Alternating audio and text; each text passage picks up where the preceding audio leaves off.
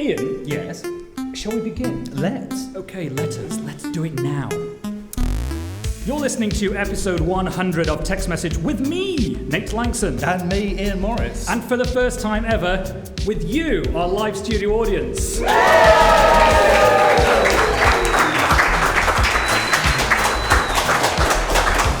works. The microphones work. So far, it's working wonderfully. Ladies and gentlemen, we have an incredibly fun show lined up for you tonight. We did not want our milestone episode to go uncelebrated by as many guests as possible who could fit into a studio. And it is amazing that so many of you could join us this evening, including some of our beloved patrons. People so good that they not only support us financially each week, but also show up to reclaim their contributions in the form of our free beer. But welcome to you all. You guys are amazing. It's all right, it's not that expensive getting beer down Tesco's, is it, mate? No, it's not. Anyway, Ian's already gone off script, so that's fine. We're not alone on this big stage, and we are privileged to be joined by some of the British tech and gaming industry's finest individuals available at short notice to help carry us through the next hour of British tech nostalgia, fun, and analysis. And it will be analytical. Let's meet them. To my right, ladies and gents, senior editor at Wired, Vicki Turk. Hi. And next to Vicki is, for 30-odd years, Nate's brother, Almost Andy. 30. Almost 30 years. And senior editor at CNET. And I know you're never going to quit CNET, but have you ever thought about quitting as being Nate's brother? It's crossed my mind, but the pay is pretty good. So. Yeah. And you get to appear here. Yes. And to my left, host of gaming video series Outside Xtra, Throw the Rest Away, it's Luke Westaway. And last, but statistically most unlikely to be least, it's Katie Collins, who is a CNET correspondent as well, and a golden retriever enthusiast. That's me.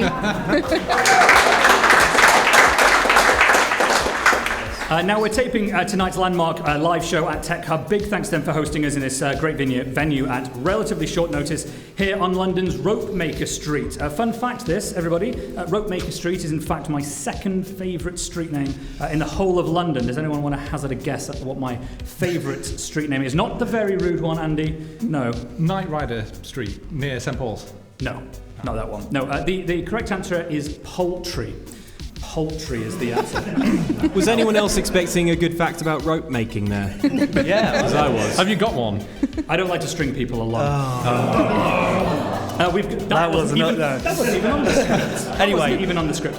We've got a great show lined up tonight, everyone. We're going to cover some current trends and a lot of nostalgic trivia from the past, and we have a fantastic special guest to bring some real local perspective into how technology is shaping British schools and communities. Look forward to that in about half an hour. Now, we're going to start by looking back through modern history a bit with what is ostensibly a quiz. Now, our guests will need to buzz in with their answer, but although the show does make some money each week, we spent most of that this month on things like beer tonight to subdue the audience into not noticing the cracks in our production, such as not having proper buzzers for guests. Instead, our guests are encouraged to somewhat shout out. Is everybody happy? Should we begin this thing? I can make my own buzzer sound if you'd like. Yeah, we're good at it. Do I have to buzz in then? No. Fingers, Just two great examples. fingers on buzzers that don't exist, teams. It's question one. What British innovator did something interesting with balls in the 1970s? Andy? That was a bad buzz. He didn't buzz, ref. Honk. Go on. Was it James Dyson? It was James Dyson, yes. What did he do? Well, he put the ball on the Hoover, but I'm not sure if it was that early, was it? No, but you're close enough. He put a ball on a wheelbarrow. In Has the man gone mad? In 1974, it was called the ball barrow. It was sort of like a... Of course it was. Does no one actually remember this? Like, this is, maybe it's because I'm old. I remember seeing this in B&Q. Yeah. Like, I've seen a ball barrow. I didn't know it was a You 1970s. No. They're great. You can They get around sell them. corners. In what way is a ball barrow superior to a wheelbarrow? If you tried them side by side, you'd know. I will point this out. What James Dyson thought would be great about the ball barrow is that it would roll over certain surface areas with greater ease. What year was this? 1974, very long time ago. Before your time. So can we reasonably say that Dyson provably failed? Because that's not what real wheelbarrows look like now, is That's it? all you want from these people. You want a failure. All I will say is that he won an award for it in 1977. But I agree, it does feel like a bit of a departure from some of the Dyson inventions of today, doesn't it? Although, you're right, he did add a ball to various things, like the vacuum cleaner. He adds a lot of things. If you've ever used that wheelbarrow, you'll know that it does tip over quite easily. That's probably why it doesn't exist anymore. And I feel the same about the vacuum cleaner. I lose control. It goes all over the place. It's quite a good surname, though, isn't it? Ball Barrow. David Ball Barrow. Would it be also hyphenated? do a, Would it be a double-barrel surname? Ball. No, it's like Like your Superman. Nate Ball Barrow, or... Yeah, double barrel. Double barrel. God, we've got a quality audience, haven't we? Give them enough time, and those balls will roll right out of the EU, won't they? They will indeed. Well, yes, indeed. Where might balls be better used today? Anybody? Can I really say that out loud? Yes. Okay. Stress No, I have toy. a real suggestion, actually. Cars. Right. Because Goodyear have a concept for a spherical tyre, which it sounds insane. Like, how do you possibly attach a spherical tyre to a car? And the answer is really you don't. It uses maglev, so basically your car will levitate on top of these 4 spherical wheels. The idea is that your car can move in all directions and it can move outwards, and it has better traction. Yeah, seriously, I think this that is sounds genuine. bizarre though, because maglev works okay on a train because they're on a track. But what happens when you're in a car? Like, it would just go all over the Don't place. ask those questions, Katie. we don't need to think about what happens when it doesn't work in your car suddenly. It'd be quite good for like motorway lane changes, though. You know. Yeah, the idea is that just like you can strafe. Yeah, you will change lanes without you having your car having to change the direction it's travelling in. So it can be a lot safer. And if you push your car a bit too far and it spins, then the wheels can move in any direction they need to in order to bring your car under control. That's the most amazing thing I've ever heard. It's a that long wasn't way in off the script. happening. Wow. No, it's not in the script. No, this is. But this It doesn't all have to. You asked. No, I know. Okay. It's a good answer, Andy, but you have gone wildly off script. So. I do apologise. Yeah, we can cut that out. Rein it in, Hoyle. Sorry. It's fine. I mean, Dyson, aside from the stuff with the ball barrow, has invented a lot of things that either suck or blow. Vacuum cleaners. Careful. That wasn't even a deliberate joke. That's coming in a bit. Hair dryers, fans. I'm curious, what are some of the things Dyson hasn't invented but could? I've got one example, by the way. I have 4, in fact, on my sheet, but I'm going to pick the first one, which is some sort of next-generation body drying system. So imagine you've just like had a haystack shower. dryer thing. I am very unfamiliar with farming technology, but in my head, I've stepped out of a shower, I'm nude, I'm wet from the shower. This is in all our minds now. I don't know what that's got to do with it. Go on. Oh, no, wait. And I want to get out to the bathroom. Wouldn't it be great to have some sort of drying system built into the arch around the door frame? So that'd be like walking through one of the Airblade fans, really, Yes. wouldn't it? Except quieter. Okay. Would you have to walk through it really slowly over a period of about 30 seconds? And step backward, back and forth. Yeah. Yeah. I thought about as far as this Put line. one leg in, one leg out. Also, where does in, it blow out, the in, wet, out. the leftover water to? Is there a drainage system? You know, you've got to think this through. It's an architectural question, There's really. a hand in the audience. They actually have these at Centre Parks. What? That's what a haystack dryer is. None of us are going on good enough Have holidays. them at Centre Parks. Goodness gracious me. Pound, but you get wrong. Well, thanks for ruining that whole segment. No. I've used that one at Centre Parks, and it is like being breathed on by lots of giants. Finally! My dream! Well, I was thinking if you could apply the same tech to car washers, because I don't like car washers as they are now, like the automated ones, because you go in and there's big brushes come down and they slap your windscreen and makes it kind of look like you're driving through a crowd of pigeons or something, and then everything's dying around you. So if you could go through a thing where it's just a blast of air. A clean blast. But the whole stage, it would only be that. You don't have the awful brush. The conclusion here is that Dyson, there's nothing he hasn't invented. No, that's right. He's invented all things. I disagree. See, I think, if you think of the power of those hand dryers, I'm thinking this could be the jetpack. Yeah. Well, I look time. forward to returning to that on episode 900 when jetpacks make it to consumer availability. No, this is, of course, the fond memory that we have for the innovation spawned by British creator and surprising Brexit supporter Sir James Dyson. The mind boggles as to what innovation could be up his sleeve next that combines both balls and suction, but for the sake of decency, we'll assume it's something to do with robots or cars.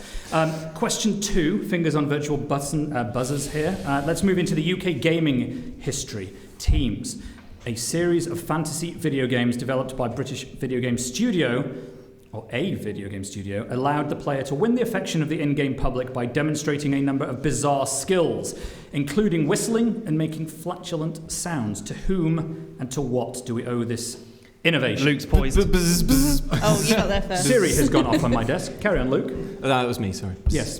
This sounds like Peter Molyneux. Yes. Of Lionhead fame. Yes, Who is indeed. very much a kind of James Dyson analogue, I think. And not just because they both have tasteful grey hair. Can you remember the name of the game series? Fable. Yes. The Fable series. It was indeed. Yeah. Since you seem to be an expert on the topic, and indeed that's why I asked you here, can you remember any of the other skills you could deploy in the Fable games?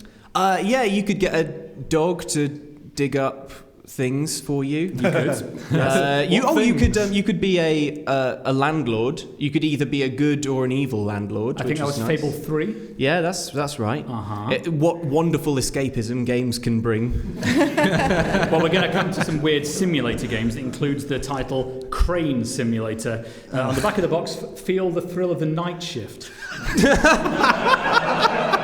We'll come to that back in a bit, ladies and gents. Yes, the other things I have on my list here are loot playing, belching, victory arm pumps, and gift giving. That is a skill. And saving the world, of course. Quite the smorgasbord of options. Certainly, I don't think my fiancée Kate would have agreed to marry me were it not for my loot playing skills. Is that right? She says Yeah, yes. true. Yeah. Yes, we have a lot to thank Molyneux for. Can we think about what else Peter Molyneux is responsible for? He's done a lot in his storied history. He did the cube thing. The cube. The cube That's thing. what I know And him for. I remember playing it because it was I'm trying to remember it. The idea was there was this giant cube and you could tap on your phone to get rid of some of the cubes, and whoever got rid of the last cube got some special prize, but no one knew what it was. And then it turned out that they got to be God. Yes, Bitter Disappointment is the other name. I was considering playing it, and I'm so glad, because I would have been so disappointed if I'd spent my time doing that. Really? Oh, absolutely. Did they ever release the game? Yeah. Yeah? The game where you were God? Yeah, wasn't it Goddess? Goddess, yeah. And which is awful. No. There was God, and then there was Curiosity. Something to do with the cube. Okay. Curiosity was the one with the Yeah, but Goddess Curiosity was the cube. Yeah, Yeah. Curiosity was the cube, and then Goddess was the game where you were the god in, and it's a terrible game. Yeah. Do you know what's a really good game that Peter Molyneux developed? 1994? Begins with Theme Hospital. No, before Theme Hospital. Park! Theme Park. I Yes. had this on PlayStation before. Was I had all the iterations of this on every single console or in every version you could possibly imagine. There is a real quirk with that game on PlayStation, is that you could only load your previous save if you started the game with the same name on the registration screen. Which I Wow, hang always on, did. that was nerdy. Let's forget I said that. But yes, Theme Park was amazing. We have some fun memories. Theme Park, I mean, that was the one that a lot of people got into. That was a few years later. I don't think he developed it. I think he sort of came up with the concept for Theme Park. He didn't come up with the concept of theme parks. As a whole Industrializing the Also- creation within a virtual world. Was it however. actually after Roller Coaster Tycoon, or was it before? I think Tycoon was afterwards. Right. Can we give a shout out though to Roller Coaster Tycoon? Yeah. Another great game. Weakest shout out ever. Sorry. Not as many Tycoon fans in as I But thought. Molyneux was responsible for Theme Hospital as well, though, He right? was responsible for the concept, yes, and indeed, I think probably some of the diseases that one could one could cure in Theme Hospital. My favourite was the bloaty head syndrome. Yeah. Any others? Slack jaw. Yes. No. Well. Slack tongue. No, it was a slack tongue. You had to go to the slack tongue clinic and they'd roll it out in the Yes. mangle and How do you somehow that fixed explain? How do you explain to the doctor that you have slack tongue? Oh, great Text. Well, surely it would be obvious. Ruining my life. I think Text. for all fans of toilet humour like me, I think the squits was definitely a favourite. Yes. There was also corrugated ankles, heaped piles, gut rot. I mean, a real joy of gaming, indeed. Makes me think, though, what other theme game could be created? Theme podcast. Being a Langston. And that's what you're all playing tonight. Wouldn't that be amazing? Trapped in a simulation The of your creation. Well, it's going quite well so far, so clearly It's very pleasant. we're getting to level 2. There was a very popular mobile game called Game Dev Story. I don't know if anyone played that, but yeah, some hands in the crowd. But that was basically theme content creation, wasn't it? It was a simulator where you set up a little indie game studio and made a game, and it flopped, and everyone was fired, and well, they were in mine. That sounds like a really depressing outlook of the modern gaming industries. Yeah, well, I mean, it didn't sugarcoat it. Real hard realism. Yeah, exactly. Fair enough. So what happens if your company creates a really good game? Then who owns the rights to that game? Is it you, the in-game creator, or the creators of the game? I imagine the creators of the game. They probably set up genius. They probably scam. set up the app to harvest IP. Right. Sweet IP. Allegedly. I mean, I've always found that some of the greatest examples come from the simulator series of games. We did mention, of course, Crane Simulator earlier. There's another really fantastic one called Street Cleaning Simulator. This isn't a joke. I've seen a friend of mine play this for several hours. It's incredibly tedious, is all I will say, but mindlessly compelling. There's a guy on YouTube that streams Euro Truck Simulator. I played that the other day for about 3 hours. Oh my goodness. Yeah. If you I was VR, so good in VR. in VR. It's a VR. Okay. Because you look down. I just wanted to look at some nice landscapes. And you can start in Manchester. So I started in a truck yard in Manchester, and I don't remember where I drove it to. I think I put in, I eventually want to go to Paris or somewhere, but that is a hell of a long drive in a big truck. Are you mostly just in the tunnel on the ferry? You're just on the motorway. Oh. Like, I don't want to play this anymore. I don't want to talk about this anymore. It's boring to still listen to. No, I mean, there are some great boat simulator, city bus simulator. That's a great one. Goat simulator as well. Yeah, not from the same series, but yes, very good. In the same category as Octodad. Oh yeah. Octodad is excellent. I was playing that the other night with Kate. Yeah, a real life simulator, isn't it? Where you simulate an octopus pretending to be a father. Yes. Did someone mention Job Simulator, the VR thing from the creators of Rick and Morty? That is spectacular fun. It's the best thing I've played in VR. It's quite very possibly. silly. It's very Better stupid. than the wall climbing thing. Yes. Oh. Well, that's good. None of those had Peter Molyneux's name next to them, but that was indeed very interesting.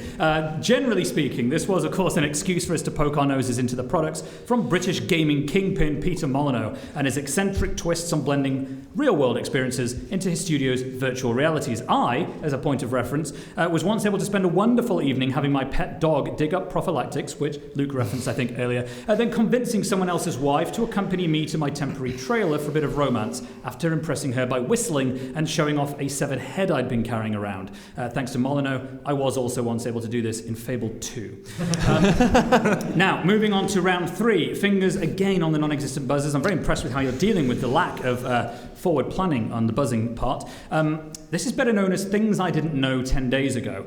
We take touchpads in our laptops somewhat for granted, but can anyone tell me where one of the first ever touchpads, little finger pointer things, where the first one to be embedded in a portable computer was found? This is back in 1989. My goodness, what a long time ago that was. Was it British? It's all British. It's the point of the podcast. Oh, that's the point of the podcast. Here I thought it was just a vanity project. You should know the answer. The sort of thing that only a brother could say to a brother. Yes. Do you remember when I asked you to be my best man later this year? Offer still stands? We'll see. Was it Scion? I don't know what model, but I think it was a Scion. It was a Scion. Of course it's Scion, because Nate is obsessed with He Scion. is obsessed with a Scion. Explain why. In how many ways? In how many options? Briefly. Real brief. Why am I impressed with Scion? Well, firstly, they were ahead of their time. They popularised the palm-top computer concept, which is what we take for granted. We pop this in our hands. It had an innovative folding hinge system, ergonomic keyboard. You could connect it to a dial-up modem and do business things across the internet. This was in the 90s. I had Scrabble. Will Head has a question. We'll come to that in a moment. It had Scrabble. You could put it in the side and play. Yeah, that's the thing I was going to point out. You traded, I think, half your drum set when you were 13 to buy Scrabble for your Scion 3MX from Dixon's, which you played constantly until you got a score over 300. Sounds like a wise investment to me. Give me a 2-letter word I can't tell you the meaning of. Don't do it, because it's not on the script. I was going to say Series 7, which was the answer to the question, but also auto-read. You get auto-read on the Series 3 before it even had GPS. What? This is groundbreaking, unscripted information. You've made us all look like fools, Will. But this, I mean, the reason for the obsession is because Scion was so deeply innovated in the 90s. The touchpad thing, that was 1989. The product name that I was hoping we'd get is the MC400. How could you not remember that? Sounds like From a robot 89. DJ. We have a Patreon on hand. And battery life. Oh, long battery life. Those things lasted for ages. My 3MX took 2 AA batteries and lasted for quite a long time, more than the Game Gear at the same period did. Thanks, Sega.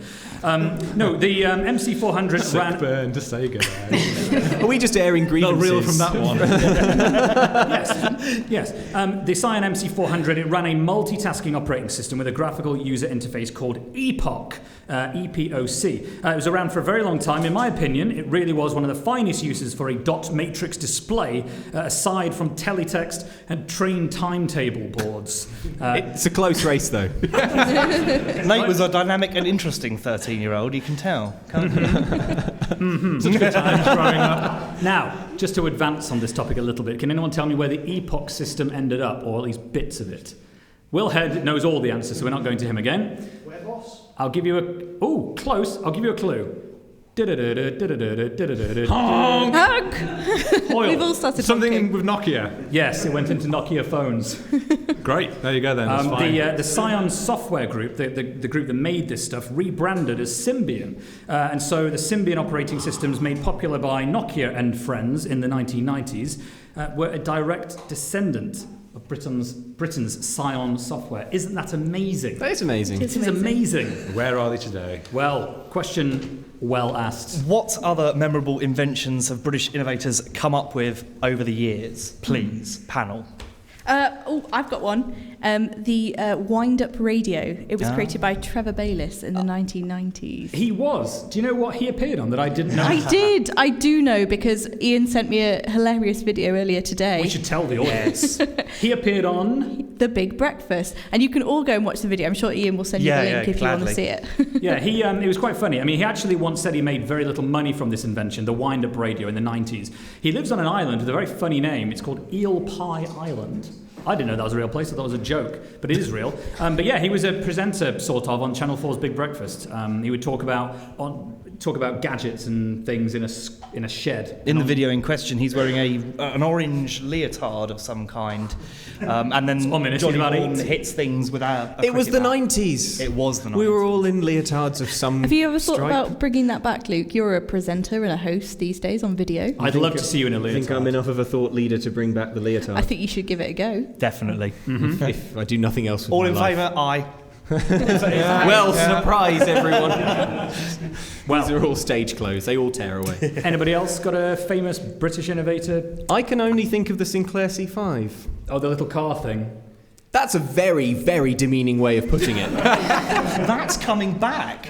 No, one of Sinclair's relatives has come up with a concept. I think it was his nephew. Yes. I saw it on the BBC. The concept's already there. It was perfect to begin with. The little electric thing, right? Yeah, it was good. Yeah. Right? Just And the right ahead of time its for it. time. Batteries have come on a long way. You could do it credibly now, I reckon. It'd be awesome. Yeah. But we've got small, tiny, crappy electric cars that are basically the Sinclair C5 now, haven't we? My kid The has got Renault a Twizy is basically yeah, a but C5. that's a bit of fun. But the little electric Tesla that he's got is really good, and if you it wouldn't Wait. You know what's better? It's wait. powerful enough to drive an adult, I'm sure. Little bit of an interruption here. Yeah. His little He's Tesla. got a little Tesla, a lithium-ion powered. You know what's even cooler than the Radio kid's Flyer. little Tesla? The full-size adult Tesla. Yes, but really nice car. It's a little bit. He does crash Also this one quite a lot. I battery-powered. wouldn't trust him with a full Maybe not, size. maybe Your not. son He's has a 3.5. Tesla. Yeah, it's this big. Wow. Does he ever You're let you so have a new go in it? media, Ian. That's incredible. I'd crack that. That's incredible. I mean, other answers that we could have had, obviously the web, Tim Berners-Lee in the 80s. I remember he once said that putting the double slash in http:// was a mistake. He thought it made URLs needlessly long. And I did want to say, I don't think removing one slash was going to make a difference there. Well, 2 slashes. Well, yes. I mean, that's a 50% reduction, but it's still not going to change the...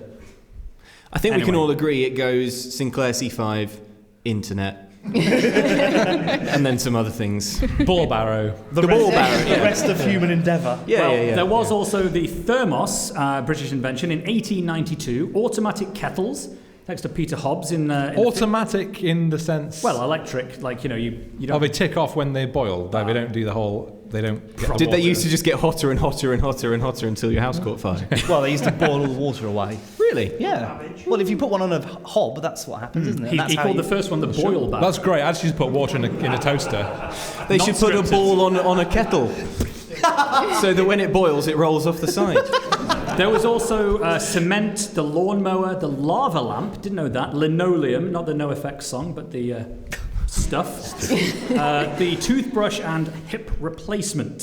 So we could have had those as options, but chose not to. That's fine. Yes. Anyway, this is what's wonderful. What is indeed wonderful about diving into the history of British technological innovation is that you realise that predominantly we're exceptionally good at producing everything necessary for the over 60s to have a comfortable life: warm tea, the wireless, hip replacements. Today we rely a little more on our American cousins to produce everything we need to get us through happily to pensionable age.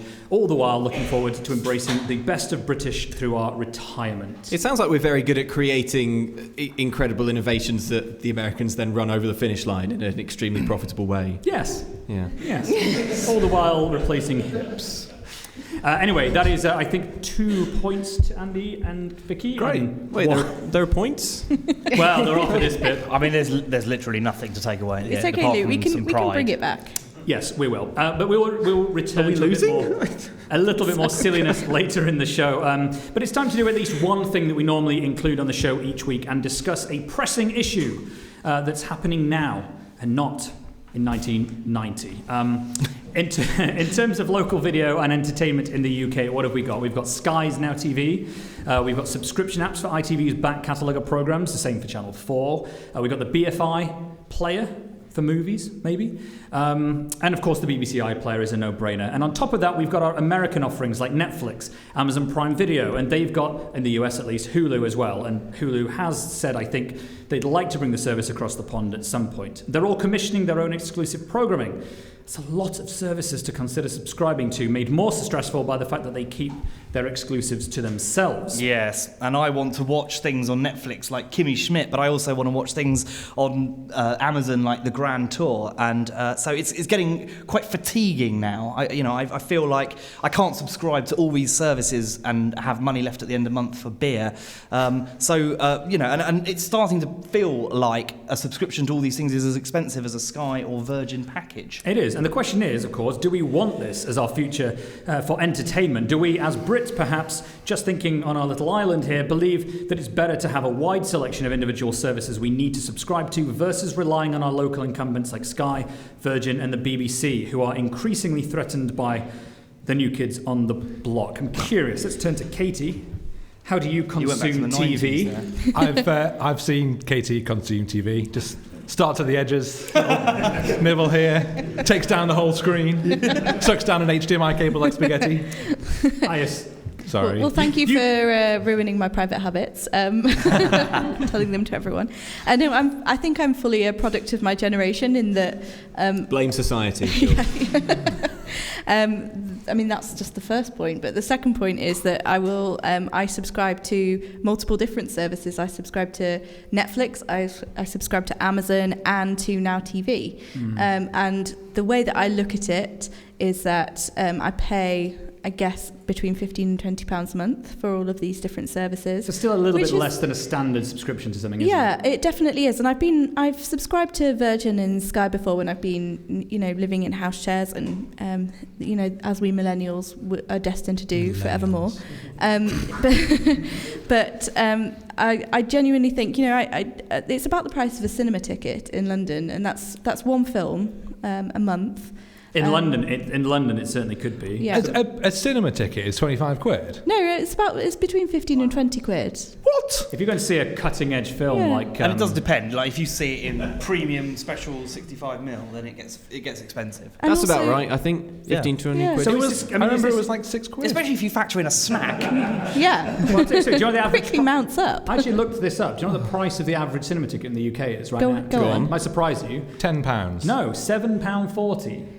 Oh, it's even better. Well, £7.40 is the average price, apparently. But Yeah, but it's places like the north that, it's cheaper. Bring the average down. also you can still go Careful to what the you say about cinema. North, mate. Well, yeah, exactly. You're from the north. Is it cheaper to go You to the can still cinema? go to the pet It was cinema when in I remember Peckham it, yeah. They don't have cinemas. for a fiver. Yes, it is a lot cheaper. There we go. it is a lot cheaper. Told We have the answer. So let's just we're going to talk a little bit about cinema actually in a bit, and this is really good that came up. I'm just curious about whether this multitude of subscriptions that we now have to consider having, like, is this actually right?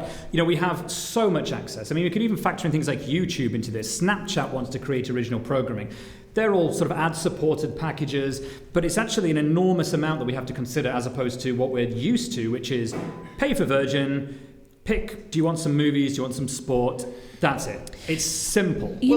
Sorry, No, after Luke. you, Kate. I was just going to say So the polite. real the thing that has persuaded me that it's a good idea is having one box that I can put in my living room that I can get all of these things through at once, and it's almost the medium through which it's all delivered to me, and I can just switch between the things that makes it really appealing to You're me. essentially paying for convenience. Really. Yes. I've seen your house though. You don't have one box. You've got Apple TV, you've got Roku, you've got a Fire Stick, and you've got an Xbox One. If it was up to me, Media. though, I would only use Roku. Yeah, but you can't because you've got different services and different things. which No, is the I problem. can't because I've got a boyfriend. But it is interesting because some of these devices do also require the investment in individual pieces of technology. Whether that you don't need to buy an Apple TV to consume stuff through Apple's platforms, and if they start getting into more of this, then that will only get more significant. But you still have to have something Apple-y. You still have to have something from Sky, perhaps. You still have to have the Now TV. Like, it's a lot. And I wonder how sustainable that is. Do you want it? I don't mind it. If you compare this situation where you're paying for a bunch of different subscriptions, and I pay for Netflix and Amazon and Now TV, and that's a lot of different things to pay for. But if you compare that to how the TV industry was like 10 years ago, where you basically just got what you were given, Yeah. I think that the reason it's a double-edged sword. Yeah, we have to pay for more things. It's a bit of a hassle having to swap between boxes, but that's what you get is loads more competition. I think as well, That's like good. the original content is a real seller for me. I was never really tempted by Sky because I just felt like you're paying for a bunch of rubbish that you don't actually want and maybe a couple of channels that you do want. But the quality of some of the series that are coming out from Netflix, for example, and Amazon as well, Yeah. they're Well, just so that's great. They interesting. genuinely rival, the incumbents. They do, and it means that you have to consider a subscription. And this is one of the real sea changes that we're seeing, is that in the past you could have your subscription and you'd buy things on, DVDs or VHS or whatever. But a lot of these are sort of exclusively tied to streaming platforms, and they're exclusively tied to monthly subscription packages. So you can't download, as far as I'm aware, the Grand Tour from Amazon without having an Amazon Prime subscription. And that's what the problem, because you do need to be able to, I think, having a package in Netflix or in all the services where you can just get the episodes that you want. You could just subscribe to that show. So if you want to subscribe to Netflix and get Better Call Saul, one of their exclusives, then you can just subscribe to that show, and that's what you'll get. If you don't want to have the rest of it, and it'll be maybe £1 an episode or £1.50 or something. But we used But to that's have how that. it used to be, Exactly. yeah. And But now that's- I found that so annoying. Yeah, was going on rubbish. iTunes. I don't It know. gets so I feel like expensive. I think the Much more, for yeah. example, than a And I think the subscription. current services are just priced just perfectly, so it feels like you're not actually spending that much. It's less than a Well, week's it's less worth than of coffees. Spotify. So immediately, like, you just think, well, I'm paying £10 a month for music. I'm paying less for Netflix. That therefore it must be a good deal. So even if you're only watching one series, you've got that full series, and it costs a lot less than a box set used to. Yeah. Show of hands for the audience. I'm really curious here. How many people still have a subscription to either, say, Sky or Virgin, in the sense of you're paying for a package of TV? That is way under half. That is about kids, someone says. You cannot survive without Sports. Disney Sports. Channel. Sports. Yeah, And sports is a good sports point. is another Sports. one. Don't underestimate what you're getting back in the time by not having the adverts. Yeah. The Virgin and the Sky option is you pay for the subscription and you pay to watch their adverts. This is true. I feel that, Although they are getting better, they have cut out. If you watch a Sky series on Sky On Demand, they do cut the ads, so you don't get quite such a. They show a house problem. ad. What's that they show an ad for Yeah. Sky when you're paying for Sky? yeah. Yeah, but that's, I do that's feel better though, than like one advert or whatever. Uninterrupted and movies are The problem is, though, is that the time you've saved in not watching the adverts, you then waste on browsing through Netflix's whole catalogue trying to find something you want to watch. I will spend longer than I would watch a movie for trying to find a movie and then eventually realise, oh, actually, it's midnight and I'm just going to go to bed. I think it's quite interesting the model they went for, though, because you were talking about quality. They could have gone down that mass market TV network approach where they have 22 episodes of largely junk, but what they've done instead is gone for that more kind of half British model of 12 episodes of quite high quality quality BBC stuff. model, and I think we should say BBC iPlayer also great and free. Yes. Until you go on holiday. Now, when I went into writing this section, one of the things that I wanted to talk about is whether this had an effect on cinema, because we've never had, this was my premise, we've never had TVs so large that have been so relatively affordable. And so my expectation was that we would have seen something of a decline in cinema attendance as we have progressively moved to consuming so much more in our homes. What I found so fascinating is that the research showed me I was completely wrong. And actually, cinema attendance still remains basically unchanged, give or take a few, million attendances per year since about 2000. And I found two interesting statistics about British cinema before we end this segment. And he's going to tell us them whether we want them to or not. I am, yes. Each more interesting than the last. Because that's my job. In Britain in 1946, it's a very long time ago, does anybody know the number, or can anyone guess close enough, the total UK cinema admissions for that year? Do you want the number you've got on the script, or No, do you want a joke number that I'm going to make up? 11. I'll tell you the answer, because this blew my mind. Genuinely, I saw this number and I was like, how? How is that possible? It's 1.6 billion people, or individual tickets in 1946 were sold for cinema admissions in that year. Nothing else to do. In Britain. Yeah. War's over. Before everyone had TV. Yeah. Absolutely amazing. And they stayed at not quite that peak, but close to it for a long time. But in 1984, this was a fantastic year. What a year this was. I was hoping Andy would chime in, but it doesn't matter. Oh, it was when you were born. Yeah. It's irrelevant. Do you know what the admission figure that year was? I do, because it's written down here. 11? If I had to guess, I'd say probably somewhere in the area of 54 million or so. 54 million. So it went from... That is exactly right. Yes, it is indeed. You're not getting a point for that, because that's called cheating. 1946, it was 1.64 billion admissions in a year. And in 1984, in the same country, 54 million. That can't have been the highest number, though, in the 40s, though, was it? That was the highest number in the 40s, yeah. Really? Yep. When did Men in Black come out? That was surely the highest. What? It was pretty low. It's pretty low. I mean, today... that has to have been when everyone went to the cinema many times. Men in Black. Yeah. Yeah. Last year... the world's greatest film. No, it's Jurassic Park. I heard. No, it's not. It's clearly wrong, but... It's possible that and I'm not saying, Andy, because I know it upsets you and you might start throwing things. That Men in Black. I'm not saying it's not the greatest film That's ever. good. I'm glad you're not saying that. I'm only saying that it might be that critics at the time didn't realise how momentous. And they might not was. realise for maybe another 50 years or ever. But you shouldn't let that bother you. As long as we realise it now, that is fine. That is okay. Because I wanted to point out one last number, which is the number for last year, 168 million. And that underscores the point is that cinema has grown. It is staying really stable, despite all of this innovation that's going on in our homes with massive TVs and an unparalleled access, as far as history is concerned, to blockbuster titles readily available at the touch of a button. I'm not surprised by that at all, because there's a couple of sides to this. Like, the tech in our living room is never been better for watching movies. That's definitely true. But those movies aren't there to be seen. It's all like studio control over movie release dates. Years ago, we were talking about, eventually we'll get to a point where something comes out in the cinema and the same day it will be available in your home, and that just hasn't happened. No.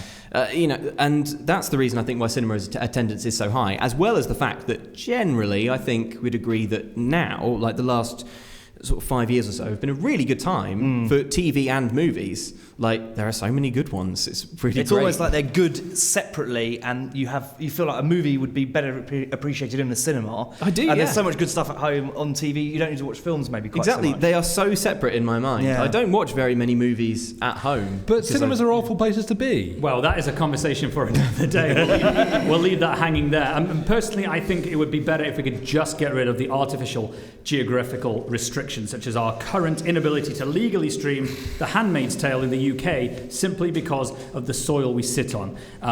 Not for any financial or practical reason, but because of backwards-facing licensing deals that hold the industry back. But hopefully, at least, over the next few years, we can see a little bit of a change there.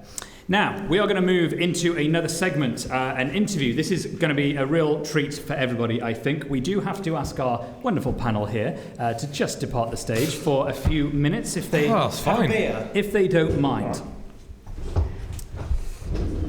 Interlude music. Yes.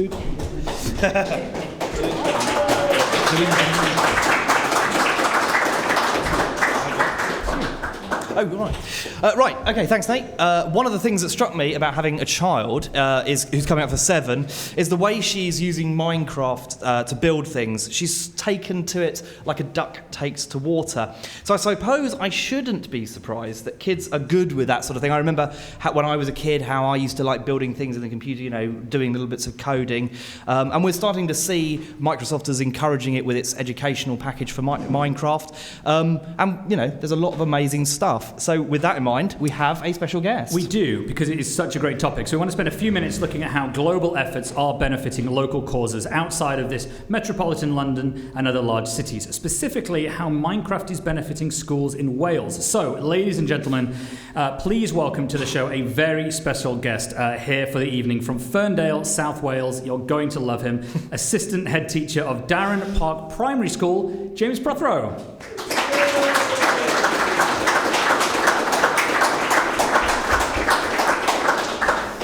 So now, as assistant head teacher, an important part of your role, I believe, involves leading literacy and digital learning at Darran Park Primary School. You've led a number of collaborative projects using Minecraft Education Edition and worked with teachers from across Wales to support the implementation of the Welsh Government's Digital Competence Framework. So I'm really curious, we can just jump right in at the deep end.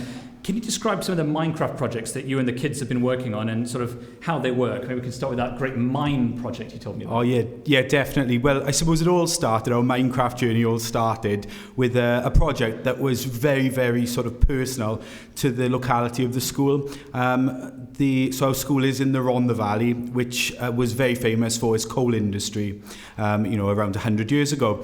So what we did was we developed a scheme, really, a project where we worked with 16 schools from across the valley to create the Rhondda Heritage Park, which was a local mining museum that was dedicated to the history of coal society. And as I say, the Minecraft part of it, where we all developed a working coal mine, was really important. But probably more important was was the actual understanding of what it was like to live in Ferndale, in the Rhondda, during that time. So it was part of like a term sort of course, and the kids were making a working mine within Minecraft as part of their education. That's right, yeah.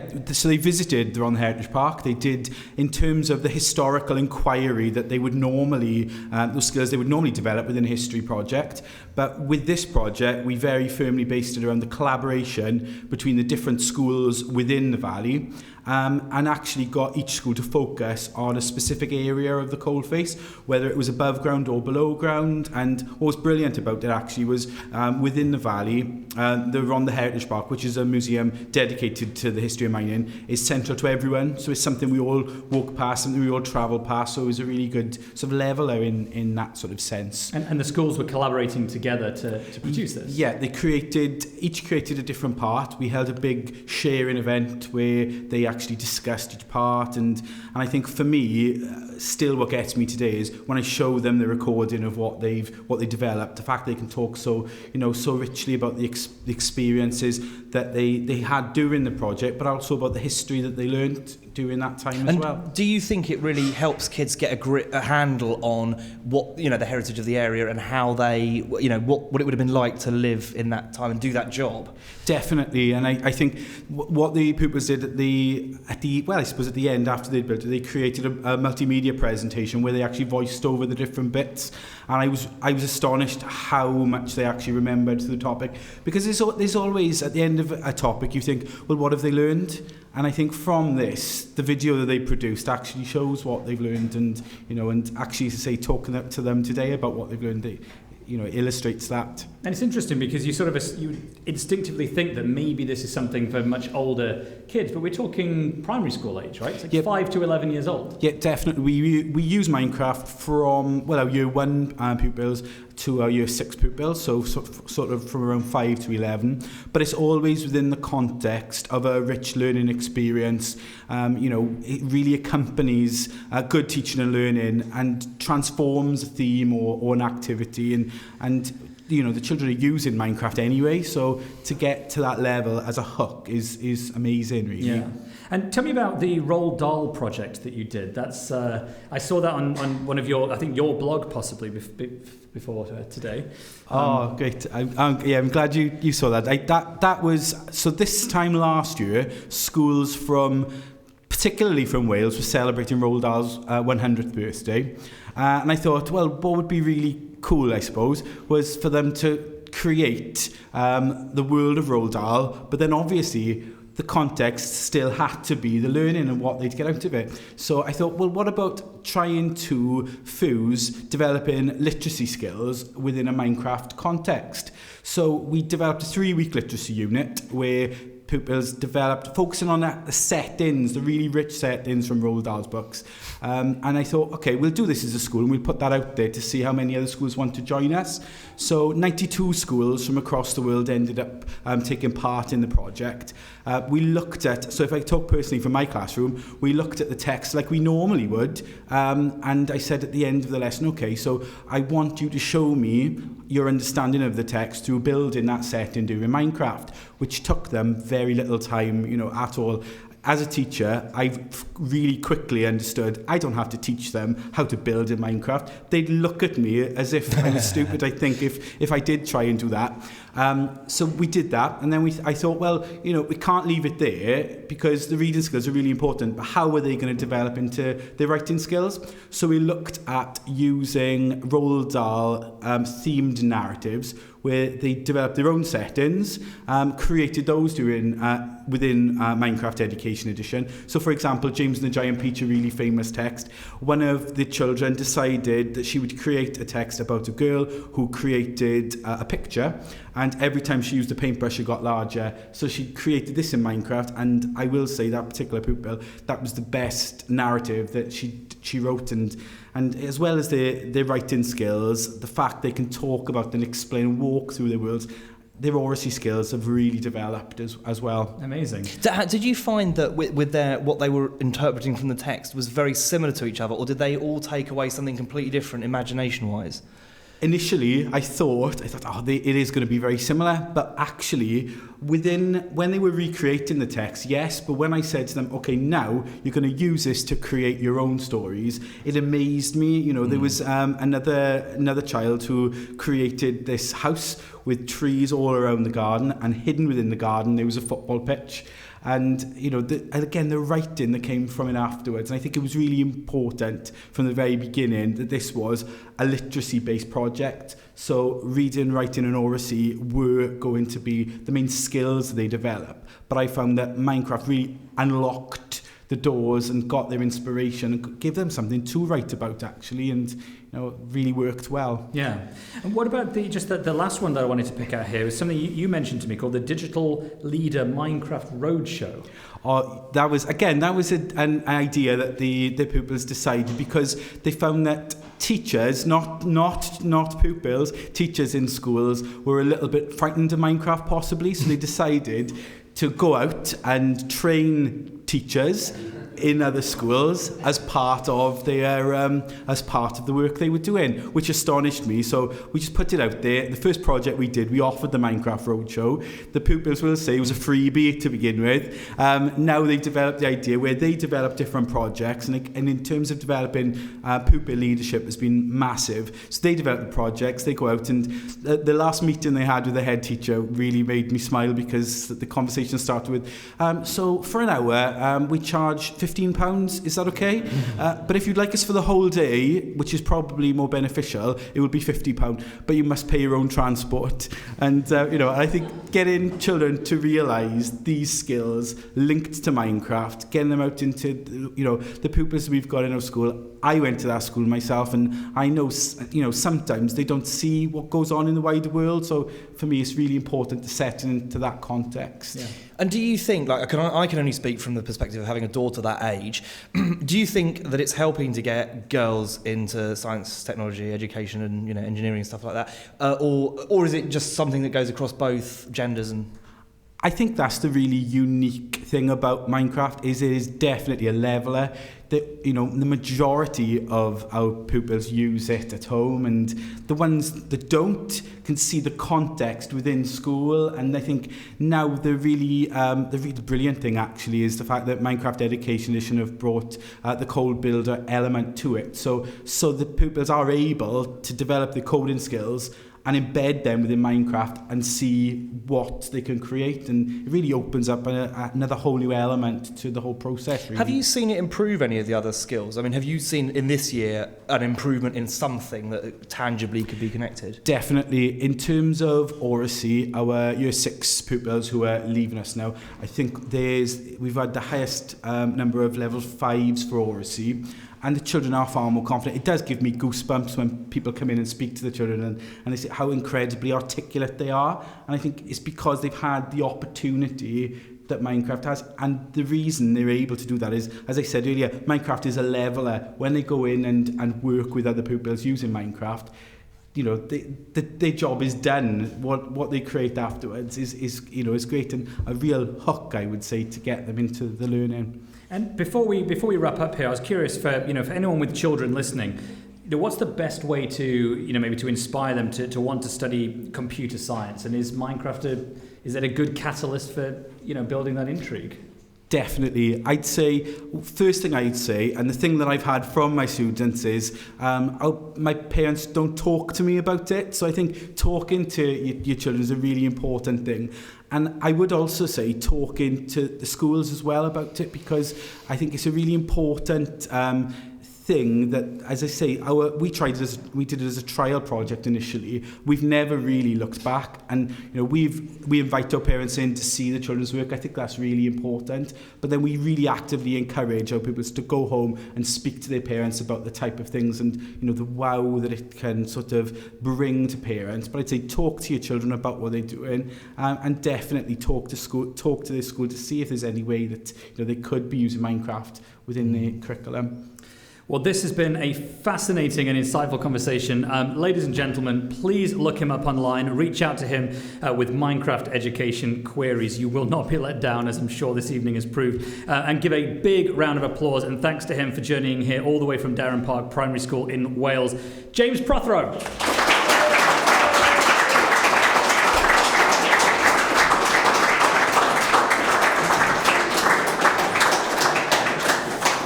Now, we are in the final stages, ladies and gents. If you will. Sorry? Throws. Oh, yes, it implies an ailing body of some kind. Along those lines, yes. But we have a couple of sections left, and this is we're going to start with a fun one.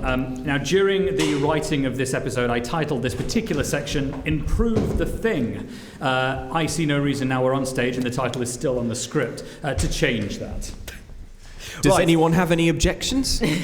So, yes, quite right. So we're going to see how technology could be used to improve the following not at all tech things. Indeed, yeah. We're going to start with one that I know Luke and I have a shared pet peeve with, the umbrella. They're awful. They've remained pretty much uninnovated since their invention knocking on 2,000 years ago, in my opinion. Might be a bit of an exaggeration there, but Luke, since we are kindred spirits on this topic, what's wrong, do you think, with umbrellas? Well, the first mistake you made there, Nate, was describing the umbrella as an innovation in the first place. It's not that it hasn't been innovated upon, it's that it was always a bad idea. And but it keeps my hair erect. How could it be a bad thing? Ian, no one knows what keeps your hair erect.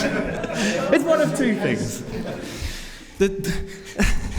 The problem I have with umbrellas is a very simple one, is that when you use one, I tend to get more rain on me than when I don't use one, because it doesn't shield you from the rain. How are you holding it? Yeah, I'm wondering if you're maybe... I hold it the way it says on the label, but it focuses a normally harmless amount of sort of nice British rain mist into these concentrated rivulets of water that kind of fan out from the top and pour all down you. And it might keep some off your sort of hair and shoulders. And Ian, I appreciate How as much big as is you. your umbrella? Is it like that big or something? Right, okay, so size. Here we go. Size is another He's factor. Okay, so not only are your shoes getting all wet basically whenever you use an umbrella because it's just pouring water down onto your shoes and you're splashing them, and those shoes are the worst thing to get wet. Yeah, true. So I'd rather be slightly damp all over than have water in my shoes, and I think everyone here would agree with me 100%, and I'm not going to check, I'm so sure. And it works the other way Right. as well, because if you have a massive umbrella, then you're that guy on the footpath. Right! Everyone's trying to get past, and you know. Umbrellas are fundamentally so rude. If you have a big one, then yes, you're more protected. But I would also ask you to consider how, when you're carrying a large umbrella, that's just a massive thing that you have all day. If you have, I know sometimes a wet thing. If you have a huge umbrella, you have to hold it with two hands, because and that means that you've got no hands free to do anything else. So in this modern day and age where we like to be walking along with our phone in one hand and umbrella maybe in the other, then you can't do that. Well, this is an unplanned tangent then that's wonderfully well placed, because I did see one small bit that I would categorise under brolivation, for want of a better portmanteau, which is, it was sort of an umbrella that had an iPhone stand connected to the handle. So you could hold up the brolly, and as you were shielding yourself from the British weather, you could be watching something on your phone. Just do what a normal person does and not use the umbrella at all, and use your phone, and then when the screen gets too wet to use, go like this. It's On quite your wet simple. clothes. So let me ask this then, before we move on to another example here. How could tech improve the umbrella? Because that is what we want to solve tonight. We talked about James Dyson with his jets of air. Surely I can just see a stick and it's just got air jets that just go psh. I so swear I someone's saw done that. someone do that. Yeah, someone's tried that. It didn't Take take my great off. ideas. I am so Point I've from got the so many audience, I wanna ideas hear and it. They're all been done. Point in the audience. No drone umbrella yet? Drone umbrella. Drone. Both hands free. It's perfect. Now we have solved it, ladies and gentlemen. We have solved item 1 here. The way to fix... No, I'm done. The way to fix umbrellas is for James Dyson to invent a drone umbrella. Except instead of getting people's umbrella ends in your eye, people are going to be having drones dive at their head. Fine by me. What about a vast network of... So you don't have one personal drone that's a few feet above your head blocking the rain. What if there were thousands of drones forming a sort of nexus cobweb over all of London? You mean like so the, no rain could get through. You know the roof they put over Wimbledon? Yeah, you the could have one the size of the country, Drones and on a rainy day. that won't destroy farming. No. Or the world. Well, look. If water falls on London, it's, I assume, just a waste. If we could get the drones to focus that into the concentrated rivulets that I was mentioning earlier. You remember the concentrated rivulets, or CRs for short, if you prefer. It could focus them into farms and rivers and growing economies. Farming needs you, Luke Westaway. Well, Yeah. before Get a taxi. Or that. Well, that was wonderful. You used the word waste, which is appropriate because we are a wasteful society. Tech is helping enormously, I think, and largely as tech companies get better at making recyclable products and have programs for recycling such products. But I also know, because he told me the other night when I was at his house, that Andy has a particular fascination with how the web and apps are specifically assisting with waste management. Andy? Yeah, no, I do. There's a service I found. It's part of like the FreeCycle community, because we've already got the website freecycle.org, I guess, and where you can. And that wasn't derogatory. That's just, I think, that's what it is. There's a service called Hoyle. It's an app, and it allows you to go on and list. Like products that you have you want to give away for free. So obviously it's, you've got like a bed or a mattress or a bookcase or something. Well, I know you have much better examples. Well, exactly. But I sort of had a look, and I did find, I'm just going to have a look live through demo screenshots. Screenshots. Where are screenshots? Well, Andy finds screenshots. This is not the first example of such a service, as far as I'm aware, but it is one of the most intriguing because of the sort of. Well, the very specific nature of what people try and give away. Some of the things that I found, for example, dog nappies, opened but not used, which is good to know. And then, so like someone opened them and was like, not for my dog. Yeah, not for my, he deserves the best. Latterly then, adult nappies can be used for dogs to wee on if your dog lives in a flat. This one just says, pin. Pin. Mystery cable. And on closer inspection on the photo, it is a SCART lead. Yeah. So someone was born after millennials. After the 1990s. I've never felt so old in my life as when I saw that. It's unbelievable. And me. A cable that was fresh toast. Not French. Fresh toast. How fresh Rescued can from it a be? cafe in Stoke Newington. Well, this was listed about 3 weeks ago. It's probably not all that fresh right now. Better off making your own toast, I reckon. Teeth sculpture. Badge, brackets, clear. 2 ripe and ready avocados, but the picture has 3. So I would question where the extra one. But don't they often have them, 3 shown, I've eaten 1, or something like that? Didn't say. Best before 3rd of May. What are we on now? They're way past yeah. them. Can you go around and squeeze them Hope to and pick find them 2? a new home soon. I have a suggestion. It's the avocado equivalent of going around and kicking the tyres of a car. Yeah. Squeeze it now, Yeah. Sandwich, brackets, salmon and cucumber. So that's fine. Used brass door number 3. Could do with a clean-up. Courgette. Single courgette. Use ASAP. And then 22 empty cans. This one, finally, mango chutney. Used 1 dollop. That was it. Photo forthcoming, and so instead they just put a photo of their thumbs up.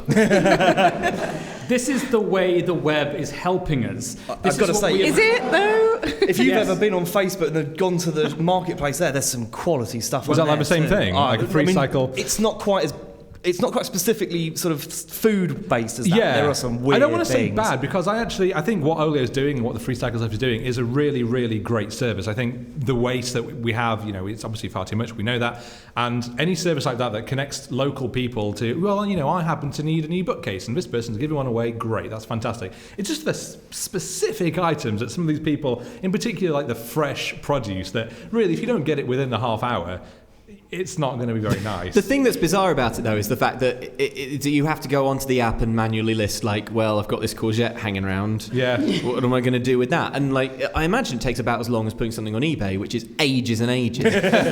But imagine if your fridge could automatically, inventory what you've got, and then be like, FYI, I'm Andy's fridge, and he's got some courgettes going. It doesn't have to do it that seductively. But it would be good if it did. It would be good if it did, yeah.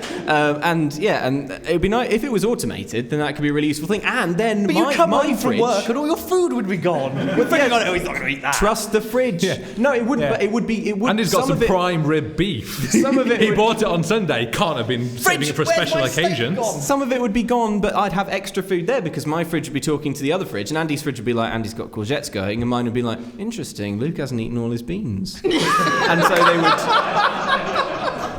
they would dispatch drones from the ice tray. Are those the same I'm not drones sure I holding like the this umbrellas? dystopian. Oh, it'd have to be. I think if you automated it, it would be good, is the point I'm trying to make. Very, very... Hands off eloquently. my courgettes, Westaway. We have to stop because I'm laughing too much. And we run out of time. And we're run out of time for that particular section. Goodness me, I wasn't expecting all of that, but thank you. That is amazing. We have definitely come up with the ways to improve those things that we just discussed. Did we, or did I just make fun of a well-meaning service? Somebody will be listening to this. Enough people listen to the show for somebody to say, having that. We'll get an email. so. We'll get an email. Someone will have taken that chutney by next week. Yeah. Well, let's keep our Minus, eye on Please don't minus let me down, $1, listeners. Ian. Now, before we wrap up and have our closing final thoughts, one thing I wanted to do at the end of the show is just celebrate some of the bad product names over the years that we have seen, largely because they amuse me and it's a good way to finish a show. Has anyone got an incredibly bad tech product name that they'd like to share? Oh, I have one. Katie. So this is funny. You'll see why. You won't. You'll hear why. It's a product called the eye muffs, which. I wish I wasn't the first one to laugh at that. Eye muffs, probably not for the eyes. Well, they're not for the eyes, which is very strange considering they're called eye muffs. I mean, we've got ear muffs. You would think the eye muffs would do the same, but for your peepers, but apparently they do not. You'd crash into something, wouldn't you? But it's headphones. What are they? But it's headphones in. Oh, right. Standard headphones. Yeah, standard headphones. Yeah. But why have they got an eye in them? Is it an eye? Oh, because You know, everybody... it was like it was- yeah, it was like that age where first of all everything was cafe, yeah. and then it was I. Emailer. Oh no. And then Apple started suing people, so they had to stop with the I. Right.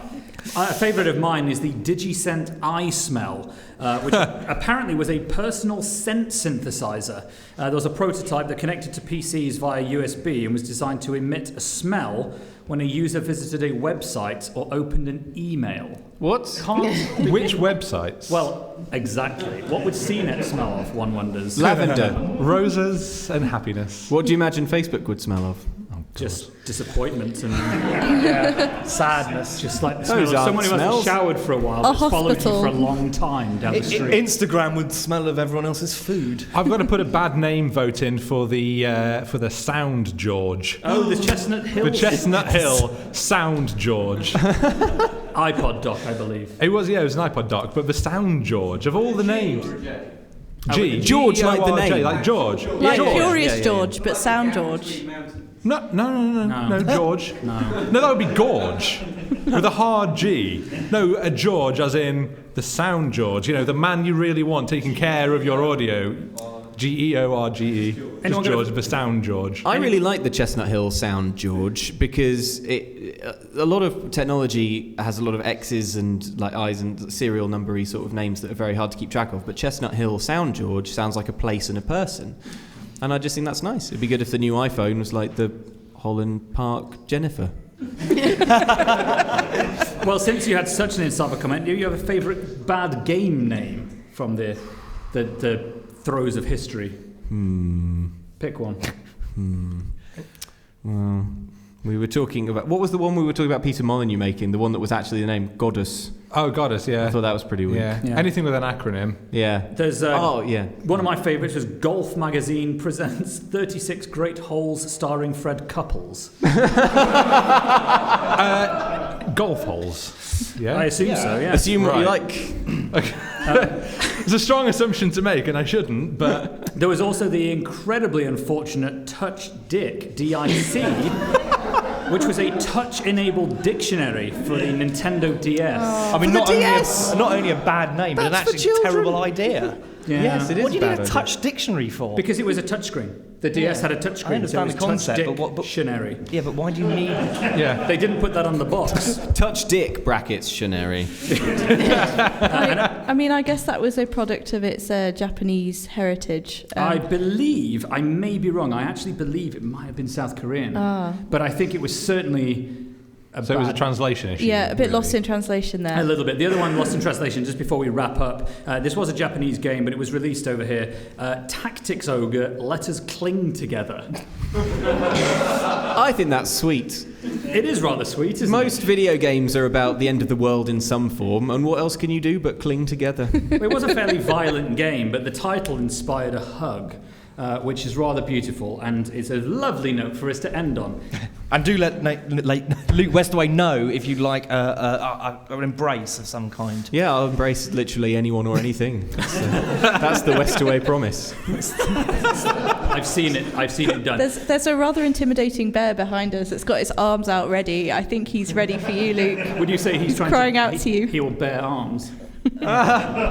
Sorry, let's finish. If I go off script, bad things happen. This gives me pause. That joke was... That was grisly. Quickly, end. That joke was grisly. That is going to be a wrap for this special 100th episode of Text Message. We have truly learned a lot together this evening together.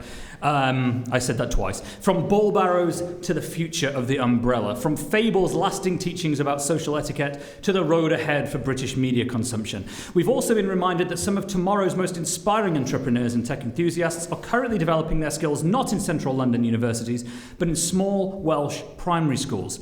While Britain may not be at the forefront of every high-tech endeavour read about in the papers, our contribution has been consistent and memorable enough to form the basis of an hour-long nostalgic journey through its flavours and forms. And we have no shortage of contributors to thank for that today and hopefully tomorrow and beyond. I want to thank our guests for helping make tonight possible. Please give a huge hand, or indeed several hands, to Vicki, Turk, Andy Hoyle, Luke Westaway, Katie Collins, and from Darran Primary School, James Protheroe.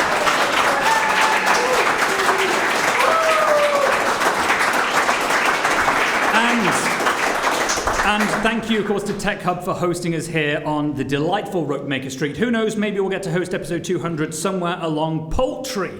That would be great.